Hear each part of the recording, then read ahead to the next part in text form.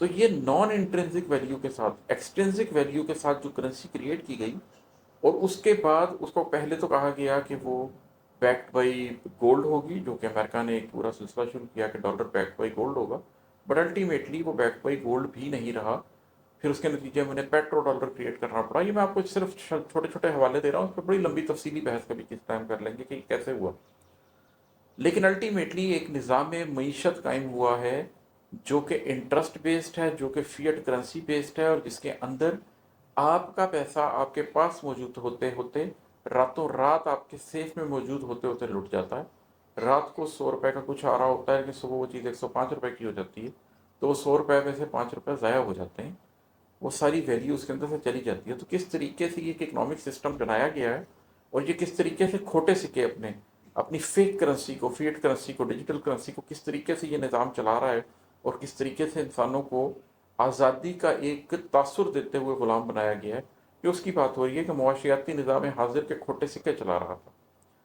اسی طرح جو سیاسیاتی نظام مغرب ہے، جو سیکنڈ ورلڈ وار کے بعد آپ نے ایک یونائٹڈ نیشن کی سیکیورٹی کونسل بنا دی، اور آپ نے 5 میں پرماننٹ ممبرز بنا دیے، اور اس کے بعد آپ نے ویزا شروع کر دیے، پاسپورٹ شروع کر دیے، اب آپ ایک ملک سے دوسرے ملک نہیں جا سکتے۔ ایسا بھی انسانی تاریخ نے پہلے کبھی نہیں دیکھا۔ انسانوں کی تاریخ میں یہ مسئلہ تو رہا ہے کہ لوگ ہماری حکومت چھوڑ کر نہ چلے جائیں، لیکن یہ مسئلہ کبھی نہیں رہا کہ کوئی کہیں سے آ کے ہماری حکومت کے اندر، ہمارے ملک کے اندر بس نہ جائے۔ لیکن جس طرح سے دنیا کو ان 192 194 دڑبوں میں بانٹ دیا گیا ہے، اور دنیا کے لوگوں کو ان کے پاسپورٹس کے ساتھ محدود کر دیا گیا، یہ جیلیں ہیں، آپ کو جیل میں بند کر دیا گیا، اور اگر آپ اس جیل سے ایک زیادہ اچھے سٹینڈرڈ والی جیل میں جانا چاہتے ہیں تو اس کے لیے آپ کو الٹیمیٹلی کچھ ٹیسٹ پاس کرنے پڑیں گے، اور وہ ٹیسٹ کیا ہوں گے؟ وہ انہی اکنامک سٹینڈرڈس کے ٹیسٹ ہوں گے جس کا میں نے پہلے مصرے میں ذکر کیا ہے۔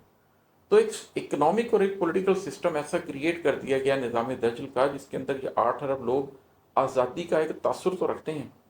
لیکن ان کو حقیقت میں آزادی حاصل نہیں ہے۔ میرا تو اس میں پورا خیال یہ ہے کہ پہلے جو کولونیلزم کا دور تھا وہ بھی ایک سوچی سمجھے طریقے سے لایا گیا ہے، جس میں دنیا کو ڈائریکٹ طریقے سے کنٹرول کیا گیا، افریقہ کو کنٹرول کیا گیا، آسٹریلیا اور 2 امریکاز میں جا کر وہاں کے نیٹوز کو کس طرح مارا گیا اور ان بر اعظموں پہ قبضہ کیا گیا۔ انڈیا جیسی جگہ پہ جو کہ دنیا کی اکانومی کا 25% تھا، 90 سال کے اندر اندر انگریز اس کو دنیا کی اکانومی کا لیس دین 5% کے اوپر لے آیا۔ تو یہ ایک پورا سلسلہ کیا گیا، اور پھر جب وہ کولونیلزم کا دور ختم ہونے لگا